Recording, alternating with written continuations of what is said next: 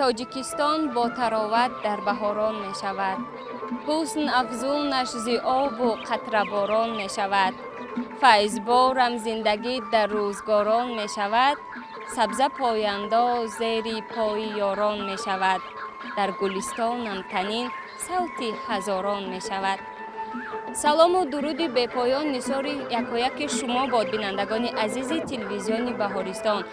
омади баҳори нозанин ва наврӯзи хуҷастапайро ба хонадони якояки шумо табрику шодбош мегӯем. имрӯз мо гурӯҳи эҷодии телевизиони Баҳористон дар боғи ирами пойтахт қарор дорем ва дар назар аст ки даври ҷумҳуриявии озмуни кадбонуи беҳтарин дар ин макони сарсабзу зебо баргузор гардад.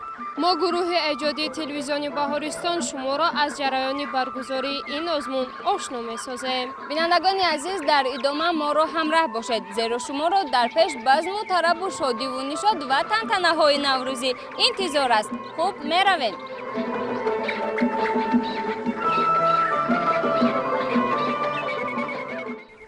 18 март дар боғи ирами шаҳри Душанбе ҷиҳати таъмини иҷрои ҷадвали баргузории фестивал, намоиш, ид, озмунҳои анъана ва ҳунарҳои мардумӣ ва ҷашну солгардҳо дар ҷумҳурии Тоҷикистон барои соли 2023 даври ҷумҳуриявии озмуни кадбонуи беҳтарин баргузор гардид.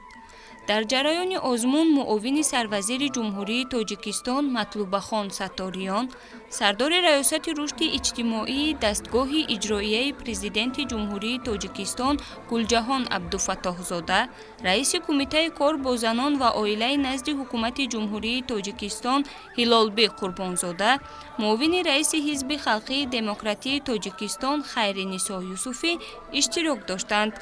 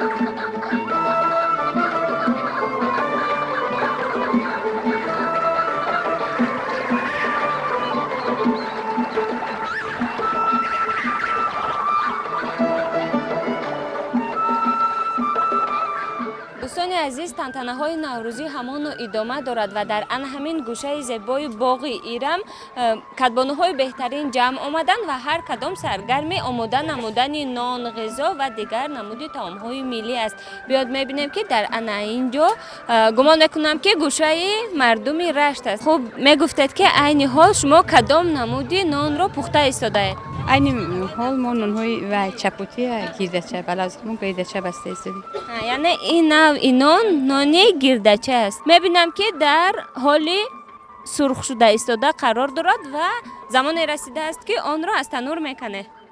хуб, ба шумо мо барор мехоҳем ва боварӣ комил дорем ки нонҳои шумо ҳамин зеби дастархони идонаи наврӯзӣ хоҳад буд. саломат бошед.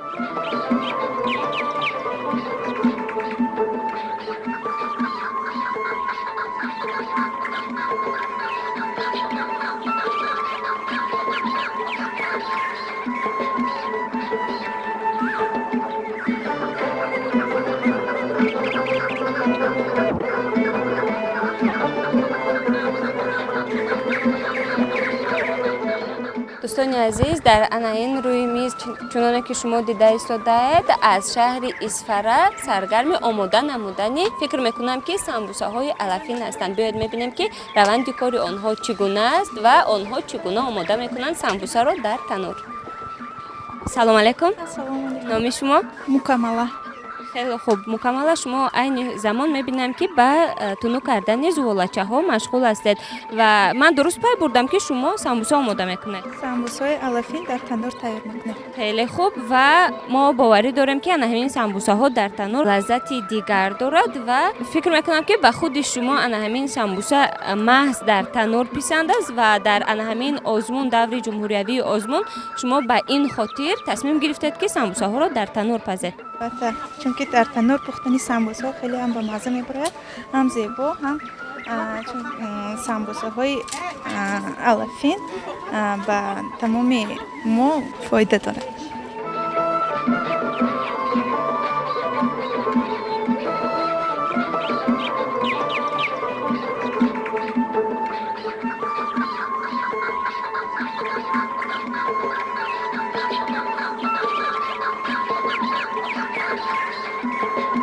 دوستان عزیز همین دیگه که شما میبینید آن را همین کدبانو خالای ما از ناحیه شهر توس آماده مینماید و بیاید میپرسیم که این کدام نوعی غذا است. امروز با شرافت استقلالیت وحدت و ثبات کشور در تمام گوشه‌های جمهوری تاجیکستان بخشیده به نوروز بین المللی تنتنه‌های ادامه دارند. ما کدبانوهای ولایت ختلان برای اشتراک در جنبست چهاربینی کدبانوی بهترین آمادگی دیدیم و امروز از جانب ناحیه شهر توس دیگی خوراک معمول مردم شهر توس دلده با شیر را آماده کردیم. دلده خصوصیت‌های خاصی هم شفا بخشی، هم قوت بخشی، یعنی تمام دارایی ویتامین ها می باشد که امروز در همین دیگ ما آماده کردیم. آن از دانگی ها، از مغز چهارمغز و بادام و زردآلو، کدو، هر آنچه دانگی که ما در زندگی استفاده میبریم، یعنی همه همون رو مادران ما کوفته برای ما خوراک های همین خیلی پرقوت آماده میکردن و این انعنه تا حال ادامه دارد. اگر مخفی نباشد میگفتید که آماده نمودن همین غذا رو از کی آموختید؟ چنانچه قید کردم گذشتگان ما، مادران ما نه همه وقت اون چیزی که تیار بودن گرفته برای فرزندان میدادن. آنها کوشش میکردن که از همون غلگی های خودشان، از همون استحصال خود حیات بخش خودشان برای ما خوراک آماده کنند و از مادرم آموختم، البته از عمه هایم، از مادرم، از خویش و تباران که آنها کلان سالان وقتی ما مهمان میشدیم آماده میکردن و چنانچه قید کردم موسم استعمال آن نیست، یعنی در موسم تیرماه و زمستان است، چون که بسیار یک خصوصیت گرمی هم، نگهداری گرمی هم دارد. احسن به شما میگفتید که همین آماده نمایی رو به دختران خود به همون نورسان یاد دادید؟ البته امروز جوانان ما همه کسب و هنر را آموخته ایستادند.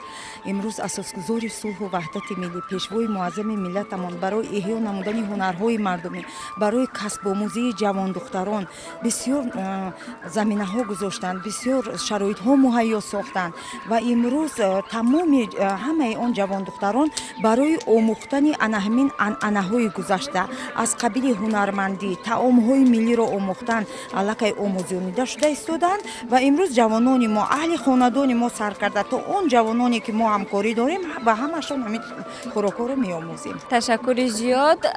کدبانوهای عزیز، گلدخترانی جوان چنانه که قید کردند تمام شرایط‌ها رو استفاده می‌بریم و آماده نمودن همین غذاها رو برای خود و نزدیکان می‌آموزیم.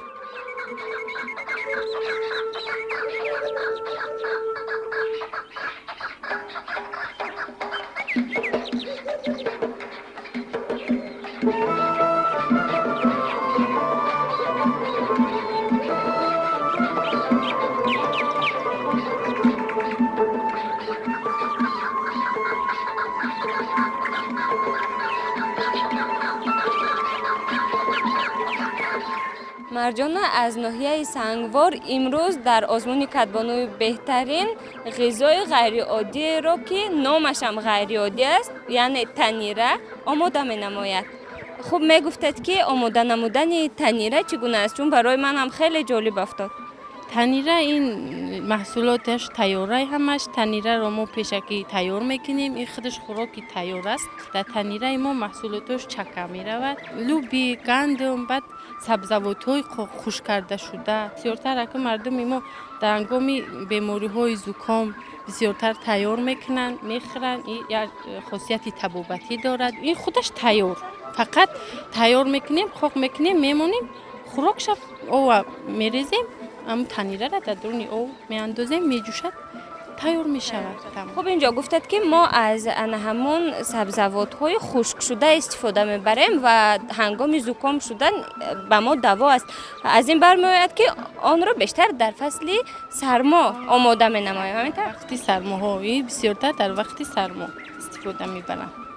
و شما برار میخوایم باوری داریم که میان دیگر غذاها یکی از غذاهای لذیذترین و پسندیده ترین خواهد بود. سلامت باشید.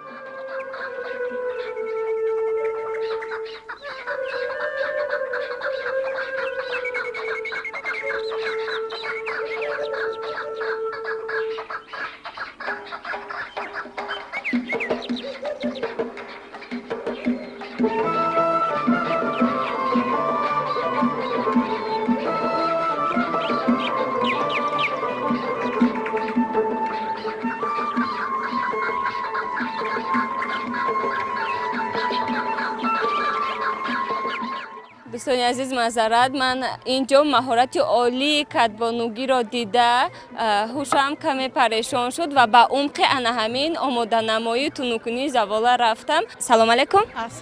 سلام علیکم، نوروز مبارک. تشکر زیاد. میگفتید که عینی ها شما کدام ناحیه رو معرفی میکنید با هنر والای خود؟ من رجب علی و گلینسا سیدعلیونا دیرکتور مؤسسه تحصیلات میانی رقمی 32 ناحیه سینه شهر دوشنبه میباشم.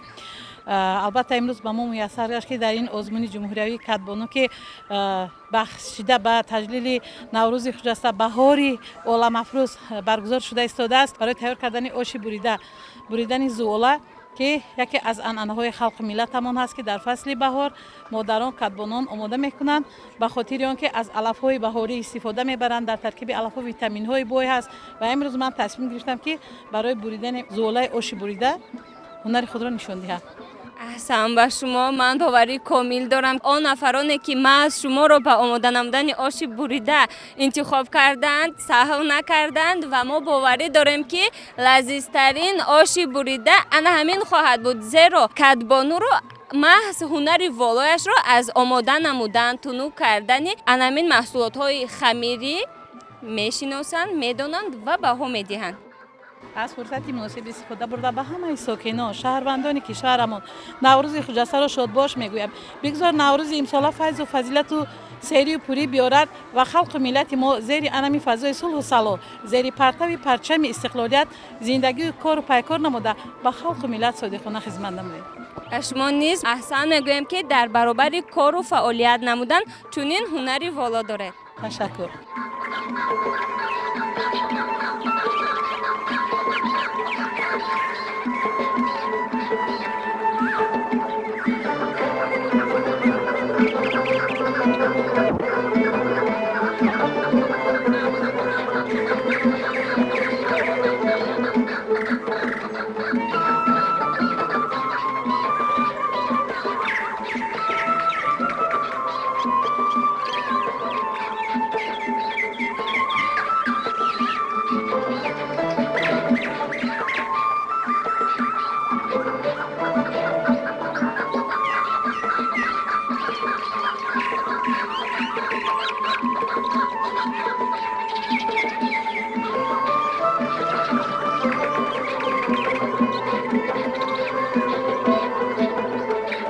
سلام علیکم. نام شما؟ جمیله. خیلی خوب. اپای جمیله، امروز کدام ناحیه رو با همین کلچه های زیبا معرفی میکنید؟ ما امروز ناحیه فردوسی محله دروازه رو معرفی می نماییم و در اینجا در این عرفه عید نوروز ما آماده نمودیم کلچه میده و چپاتی و فطیر. دوستان عزیز، در برابر همین سرخ بودن، گیرچکل بودن، زیبا بودن کلچه ها خیلی بوی فورم و اشتیاورش به مشام میرسد که دل کس به طاقت میشد که این کلچه ها را از تنور میکنند و باشندگان گردی تنور استعمال میکنند.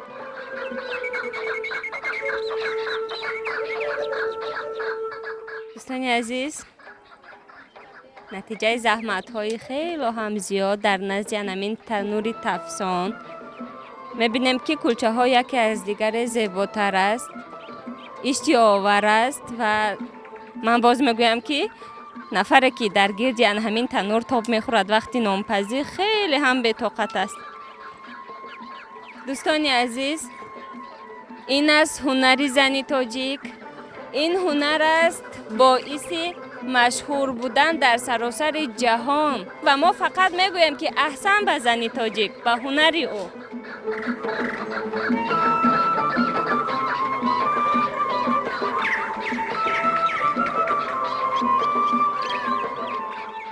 دوستان عزیز، برای آنکه شخص خود را در هوای دهه در همون بالای تل و تپه های سرسبز حس کند، تنها استعمال یک کلچه در تنور کافی است و خلاص.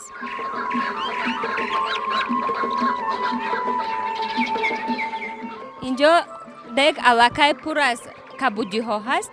خوب میگفتید که در درون همین دیگ کدام غذا آماده شده است؟ در این دیگ سیاه علف آماده شده است. سیاه علف به همه مردم تاجیک معمول و مشهور است در تاجیکستان، چون که این خیلی علف بهاری پر از ویتامین ها هست، خصوصا ویتامین یود دارد بسیار در ترکیبش و برای سلامتی انسان خیلی فایده زیاد دارد و مردم تاجیک هر بهار تا تمام شدن سیاه علف آن را خوراک پخته استعمال کردن میگیرند. بله دوستان، برابر آمدن فصل بهار در هر یک خاندان تاجیک همین غذای معمول با نام سیاه علف آماده کرده می شود و خوب اینجا می گفتید که همین غذای سیاه علف در دیگ بوده امروز کدام ناحیه را معرفی میکند؟ ناحیه اسماعیلی سامانی. خیلی خوب و ما باوری کامل داریم که همین غذا در برابر دیگر غذاها یکی از غذاهای پسندیده ترین خواهد بود و اعضای حکمان نیز بهای سزاوار را به این غذا میگذارند. سلامت باشه.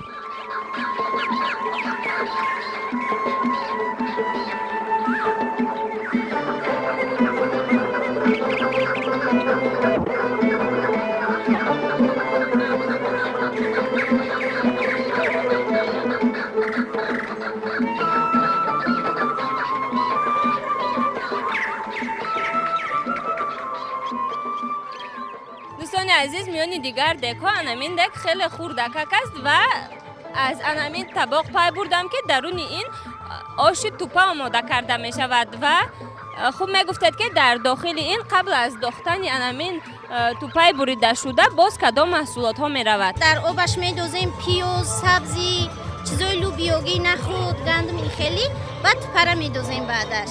یک نفر آمادگی می‌بیند برای آماده نمودن آب همین درونی دیگ و انداختن هر گونه زراعت‌ها و نفر دیگر توپه را در علاهیدگی می‌برد. همین طور؟ بله، برای که به حد خوراک نازک است، اگر کس نباشد و تیز وای می‌شود، برای اینکه یک کس آمادگی می‌بیند دوم کس دوام 5-10 دقیقه در تیار می‌شود. دوستان عزیز، گفته‌های در بالا قید کرده بسیار هم درست است، زیرا چنانه که می‌بینید از رنگ روی من الکای معلوم شد آماده نمودن غذا در دیگ در علاو پختن خیلی نازک است و از کدبانو هم مهارت بلند و هم چست و چالاکی را طلب می‌کند.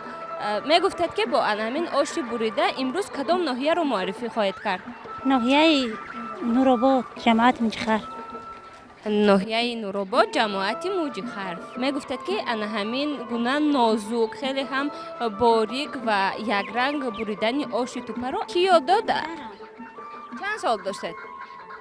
15 سال. دوستان عزیز، چونانه که قید کردم در 15 سالگی الکای از عهده آماده نمودن آش بریده میبرآمدند. دختران عزیز، بازم تاکید میکنیم ما رو میباید که آماده نمودن چنین طعام‌های ملی را یاد گیریم و هر نفر که به خانه ما مهمان میشود از چنین غذاها و خوراک‌های ملی کام شیرین نمایند.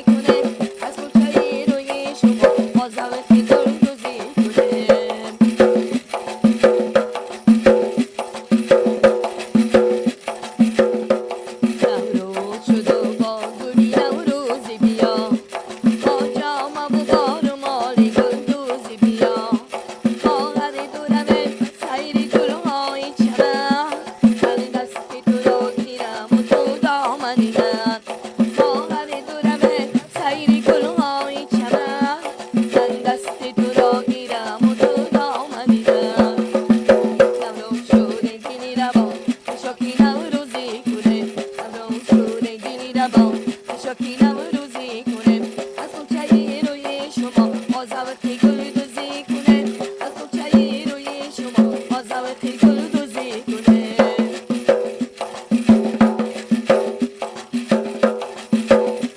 دور و شد و بیا که با هم باشه رقص مترانه خان و به هم باشه با هم باشه ملک آباد کنه شکرانه این دیاری آزاد کنه با هم باشه ملک آباد کنه شکرانه این دیاری آزاد کنه نورو شده دلی ربا شوکی نوروزی کنه نورو شده دلی ربا شوکی نوروزی کنه از کوچه روی شما آزاوتی گل دوزی کنه از کوچه روی شما آزاوتی گل دوزی کنه از کوچه روی شما آزاوتی گل دوزی کنه از کوچه روی شما آزاوتی گل دوزی کنه دوستان عزیز، گوشه دیگر باغ ایرم را انسامبل قراتاق شهر ترسونزاده آرا دادند. چنانه که شما میبینید آنها هم مهارت والای نوازندگی و هم اینچنین صدای خوب و خوش دارند. سلام و درود به همه شمایان دوستان، مهربانان، نورسان، گل دختران. ما امروز انسامبل فولکلوری اتنوگرافی قراتاق شهر ترسونزاده با شاگردان به اینجا حضور کردیم که تا جشن نوروز را پیشواز گیریم. امروز ما هم با هنرهای مردمی با سرود و رقص به اینجا حاضر شدیم. ببینید هر یک دختر به خود یک خواهش دارد، هنرمند شدن میخواهد، چون که آینده همه این کسب هنر به آنها لازم است. اینا کدبانهای مهربانی ما مشغولی هنرهای خود هستند. گویی که ما امروز محصول دستان کدبانها رو به سهم تماشابینان گذاشتیم. خلاصه از شما همش من میخواهم نوروز رو به شمایان تبریک گفته میخواهم تا بهاری دیگر همین روز خوش و خرسندی باشیم. خیلی که میگویند به بهاری نو برسیم، همین خیلی فقط خوش بمانیم. خب بهترین موفقیت به شما. خب میگفتید که شما این زمان مشغول کدام کار هستید؟ مشغولی با ریشه دوزی در مؤسسه. معلممون این هنر رو به ما یاد میدهند، ما از در خانه این هنر رو هم اجرا میکنیم. طول چند سال هست که شما این هنر رو از معلمای خود میآموزید؟ طول 5 سال است که این هنر رو من از معلمم میآموزم. بهترین بینندگان عزیز، جشن نوروز فرصتی است که چنین نورسان مهارت والای هنرمندی خود را نشان دهند.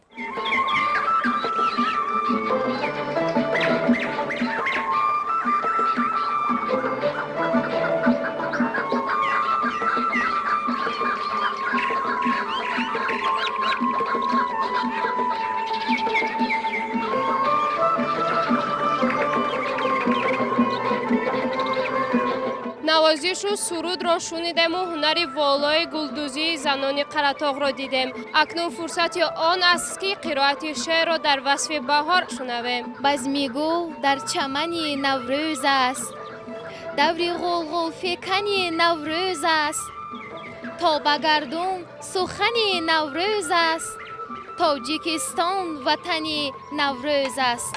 آره، همه جا تنتنه نوروز است و این نوروز را به یک شما تبریک میگوییم.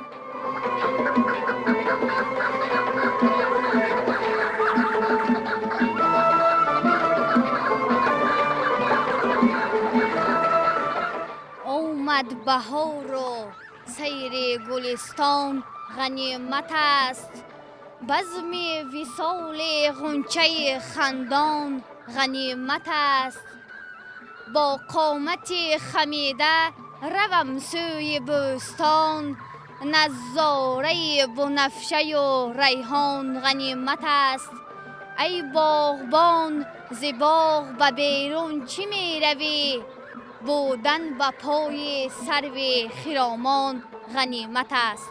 فصل گل و سبرکه غنیمت است، ولی ما به شما در 4 فصل سال انا همین گونه سرسبزی را تمنا داریم. این دستورخوان نوبتی که میبینید محصول دستی کدبانوانی شهری ترسونزاده میباشد. در اینجا میوگی ها و سبزوات ها به طور غیر عادی آرا داده شده است. این از آن شهادت میدهد که در برابر هنر والای کدبانوگی داشتن زنان شهر ترسونزاده یک ذوق بلندی دسترخوان آرادگی دارند.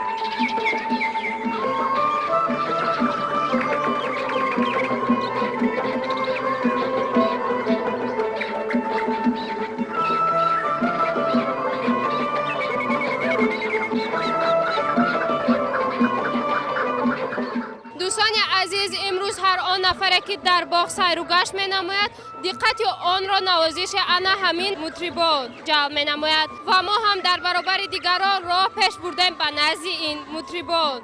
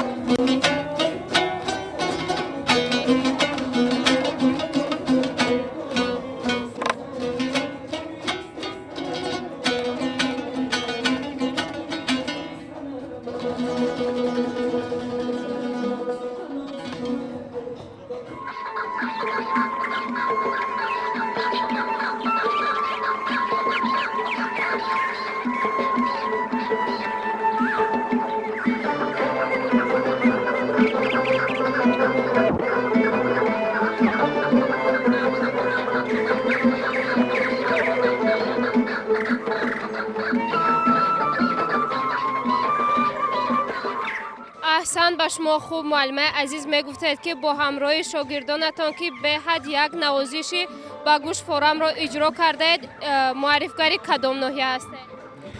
ما انسامبل دوتار نوازانی شهری ترسونزاده می باشیم. خوب معلمه عزیز میگفتید که طول چند سال شما به شاگردان خود نواختن دوتار را نشان میدید؟ 30 سال می باشد که من آموزگاری مکتب صنعت می باشم. همین دوتاره می آموزم. با شما موفقیت می خواهیم و بار دیگر نوروز را با شما مبارکباد می گویم. رحمت کلام.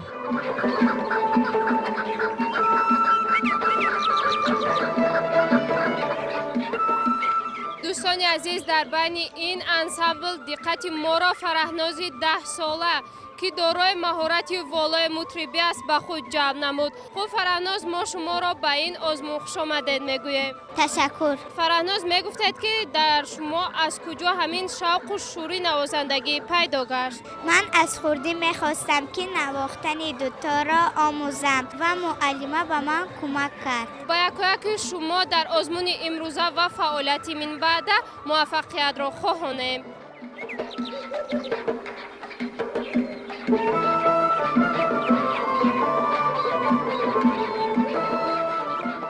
دوستان عزیز ادامه دارد تنتنه های نوروزی و اینجا علاقه هیئت حکمان یک انامین هنر کدبانوها را از نظر میگذراند و برای بازم بالیده ساختن روحیه همین اعضای حکمان اینجا انامین دایره نوازانی چیره‌دست بازم بزم را گرمتر میسازند.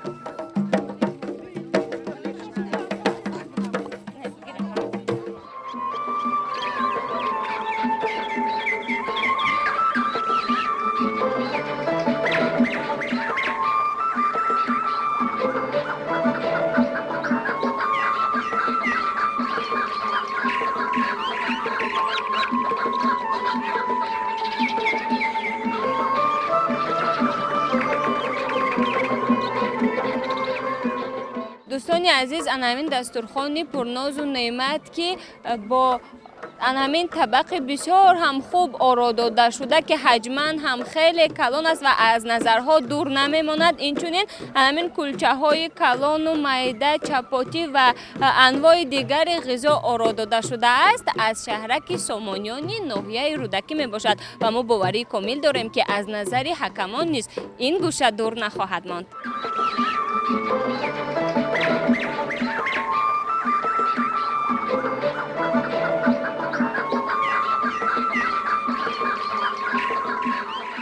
دوستان عزیز همین طبق غذایی که بسیار هم اشتهاور آرا داده شده است فطیر مسکه سری کشتی می باشد که آن را خاله روپیا آماده نموده پیشکش حکمان گردانیده است و باید تذکر داد که غذای اساسی که محض دقت حکمان را به اختیار به خود جلب کرده است محض فطیر مسکه سری کشتی می باشد. خاله روپیا می گفتد که آماده نمودنش چگونه است؟ سر اول فطیر کرده اون را با مسکه تاجیکی در دیگ و آمیخته کرده و او رو میدهیم. خوب میگفتد که مادامی که درونش مسکه تاجیکی دارد همین انار و انگور برای آسانخور شدنش استفاده برده میشد همینطور؟ بله. ما میتوانم که دیگر نمود میوه ها را با آن استعمال نماییم؟ می شود که موافق تب، خربوزه، عسل و دیگر چیزها را استفاده بریم. یعنی که در کدام موسمی که آماده می نماییم با نظر داشت آنه که در آن موسم بیشتر کدام نوع میوه ها دیده می شوند علاوه میکنیم و استعمال میکنیم. ما استعمال میکنیم. خاله روپیا به شما ما نوروز خجسته پی را مبارکباد میگوییم. دستتان درد را نبیند مادامی که انا همین گونه هنرهای والا دارد و معرفگر هنر والای زن تاجیک هستید. رحمت. نوروزتان مبارک باشه. سپاس از شما.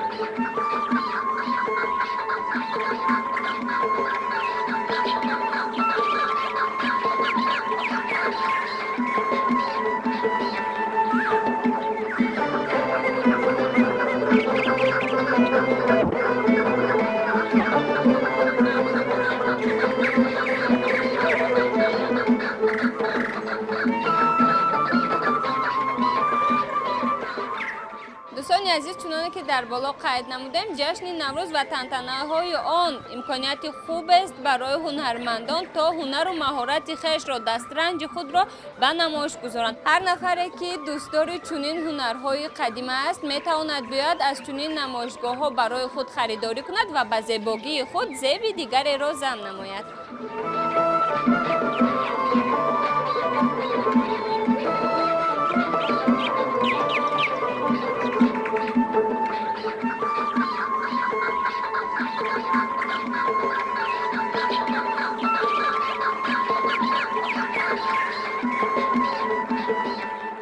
اسنای بازدید هیئت کمیسیای جمهوریوی به هنر و مهارت کدبانوها بهای سزاوار داده، همین طریق غالبان دور جمهوریوی آزمون کدبانوی بهترین معین گردیده به گرفتن جای یکم کدبانوهای شهر دوشنبه، جای دوم به کدبانوهای ولایت مختار کوهستان بدخشان، ولایت‌های سوغد و ختلان و جای سوم به کدبانوهای شهر ترسونزاده و ناحیه رشت سزاوار دانسته شد.